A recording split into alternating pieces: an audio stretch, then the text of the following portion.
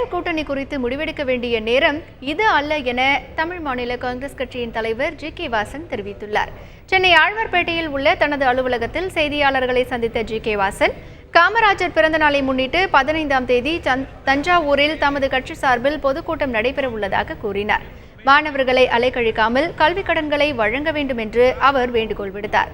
பன்றிக் காய்ச்சல் பரவாமல் தடுக்க சுகாதாரத்துறை உரிய நடவடிக்கை எடுக்க வேண்டும் என்று அவர் வலியுறுத்தினார். தேர்தல் கூட்டணி குறித்து முடிவெடுக்க இன்னும் நேரம் இருப்பதாகவும், அதற்கு முன்னர் கிராமங்களுக்கு சென்று தொண்டர்களை சந்தித்து கருத்து கேட்க உள்ளதாகவும் வாசன் தெரிவித்தார்.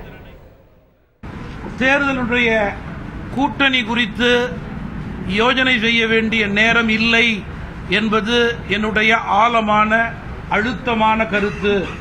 அதற்கு நேர்மாறாக தேர்தலுக்கு முன்பு இருக்கின்ற 6 மாத 7 மாத காலத்திலே